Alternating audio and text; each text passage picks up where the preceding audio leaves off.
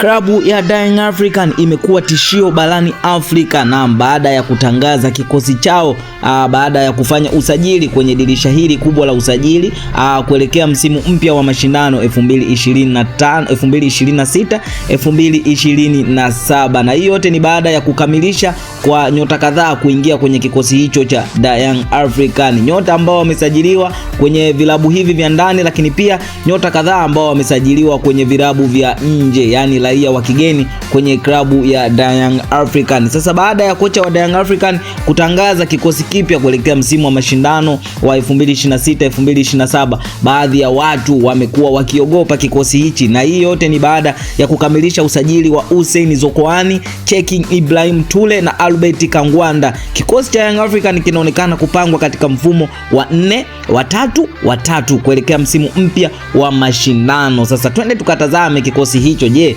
nani ambaye ni mgeni ameingia kwenye kikosi cha Young African kwenye hii sajili mpya ya msimu huu? Tunaenda kutazama hapa Tubone Media. Hivyo basi nikukumbushe tu, wewe kama ni mgeni na ni mara yako ya kwanza unatuangalia, hakikisha umebonyeza alama iliyoandikwa subscribe na kubonyeza alama ya kengele. Kwa kufanya hivyo, moja kwa moja utakuwa umejiunga na familia hii ya michezo na burudani na utakuwa mtu wa kwanza kupata taarifa kutoka kwetu. Sasa baada ya Young African kuingia sokoni kutafuta baadhi ya wachezaji ambao watakuja kuongeza nguvu kwenye kikosi hiki cha Young African, moja kati ya wachezaji ambao wamesajiliwa msimu huu na kikosi cha Young African ni kiungo mshambuliaji kutoka JKU Zanzibar pale, lakini pia ni mshambuliaji Hussein Mihambo kutoka Mashujaa, lakini pia ni kiungo mshambuliaji mwingine kutoka kule Fountain Gate, na huyu si mwingine ni Juma Abushiri, na mwingine ni kutoka Mashujaa Ablanasir Mohamed, lakini pia mwingine ni kutoka KMC Eliki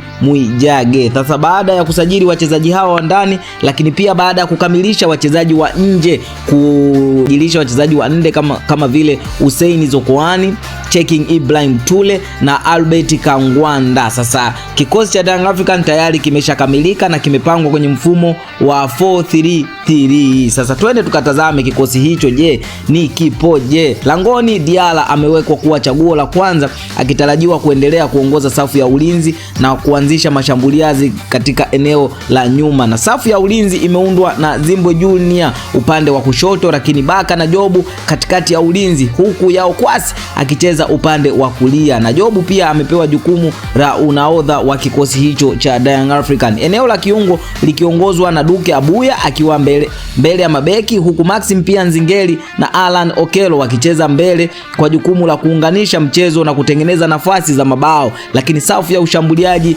imejumuishwa na Hussein Zokoani upande wa kushoto, lakini Cheick Ibrahim Tule upande wa ushambuliaji wa kati, lakini Albert Kangwanda upande wa kulia, wakitarajiwa kuongoza safu ya Yanga katika kutengeneza na kumalizia mashambulizi kuelekea msimu mpya wa 2026 2027. Sasa hichi ndicho kikosi cha Young African. Tumeona maingizo mapya ambayo tayari ameshaingia kwenye kikosi cha Young African kama vile Toule na Batisa, huyu Sentafu tumeona ameingia kwenye kikosi kipya, lakini pia winga huyu Kangwanda naye ameingia kwenye kikosi kipya, lakini pia Zokoani naye ameingia kwenye sajili ya Young African na ameingia kwenye kikosi kipya cha Young African. Sasa hili ndilo tishio la kikosi cha Young African. Je, nini Young African itafanya kupitia hichi kikosi, na je, nani mwingine ambaye ataongezwa kwenye kikosi cha Young African? Taarifa zote hizi utazipata hapa Tubone Media. Ili uwe mtu wa kwanza kupata taarifa zetu,